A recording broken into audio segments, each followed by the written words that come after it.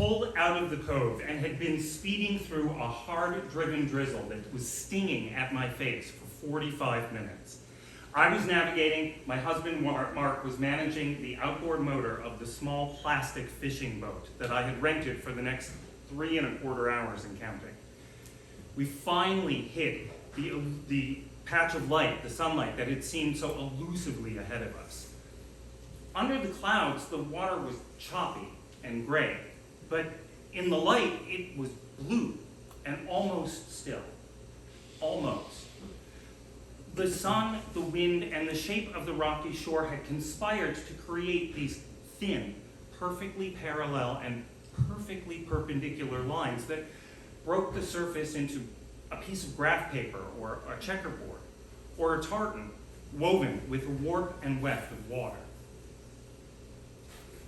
Mark and I, had to go through a number of challenges in order for me to be there in that little plastic dinghy with a stone that I had picked up off the shore, cold and wet in my pocket, on what was going to be one of the most important days of my life. So, as an adopted person, I thoroughly engaged in my family's traditions. I was bar mitzvahed, I traveled around Israel, but I never felt totally settled into the heritage that I grew up in. It wasn't any kind of an existential crisis, but like many adopted people, I perceived gaps.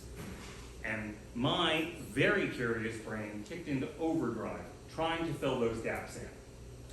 I guess I felt that we were all responsible for creating our own meaning, and that each one of us was some kind of a blank slate that we go about manifesting our self-created lives upon. And if that's the case, I have used an art supply store inventory's worth of canvases. For example, I learned to knit when I was at summer camp, and I was obsessed with it for 2 years. I mean obsessed. I would knit twine with chopsticks if my hands felt bored, and my hands very frequently felt bored.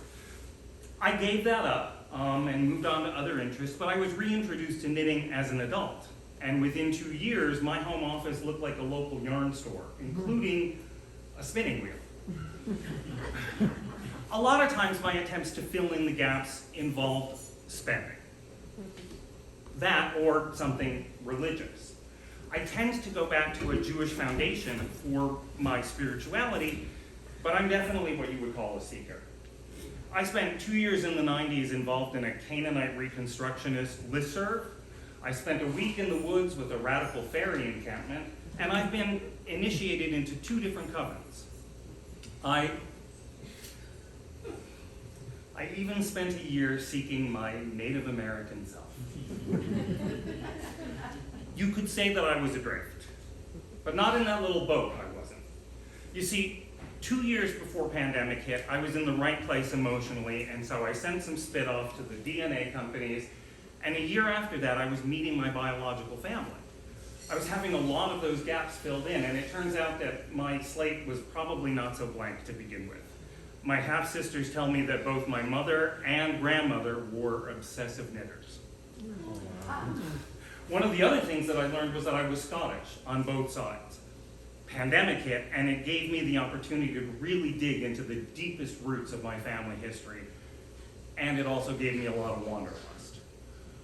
So, this is our second full day in Scotland, and my husband Mark knows that we are going to the island where the progenitor of the Inchgalbraith clan built his fortress in the mid-12th century.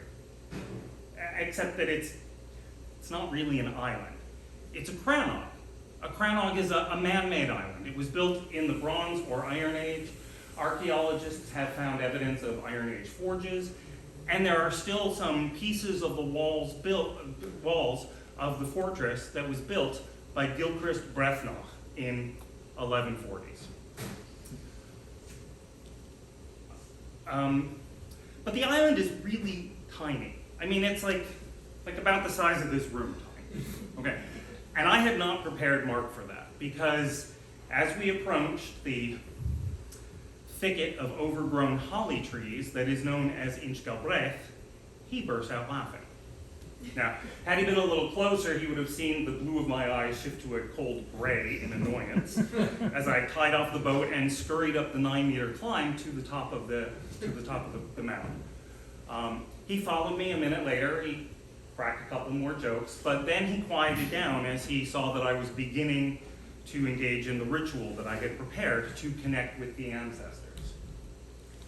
In the boat on the way over to the fortress, Mark had concluded that if built 100 years after the Norman conquest, the builder would have been my 30th or thereabouts great-grandfather, and mathematically speaking, I would have been descended from almost everybody living in Scotland at that time, and probably several other countries as well. And that is true. That is absolutely true. But I had picked this guy, Gilchrist, and his story, because it really spoke to me. So the ritual had to be brief. We didn't have much time. I invoked the ancestors by reading a history of the island and the foundation of the family, based on my own research and information that I had gathered from the Inchgalbraith Facebook page. I introduced myself and explained the circumstance, and then I listed my family along the Galbraith line for as far back as Ancestry.com could take me. I read a small poem. I pulled that stone out of my pocket and I placed it in a crevice in one of the fortress's walls, borrowing and reinterpreting a bit of Jewish ritual. I also picked up a piece of trash that had been left by a fire pit by an overnight camper, because one of the things that I learned at summer camp was to always leave a place cleaner than when you got there. So we're heading back to Loch Lomond Leisure to return the boat, and Mark asked me if this fairly expensive present I bought myself was worth it. And I thought for a minute and responded rather cheekily, yeah, worth about 4 or 5 therapy sessions focused specifically on adoption trauma. So yeah, definitely worth it.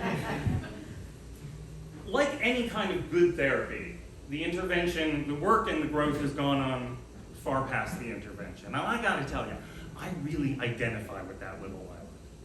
Both of us have had our foundations made up of pieces brought from various places, built somewhere that maybe we weren't originally supposed to be.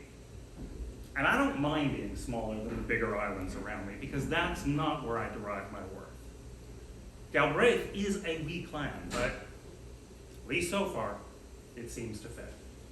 Thank you.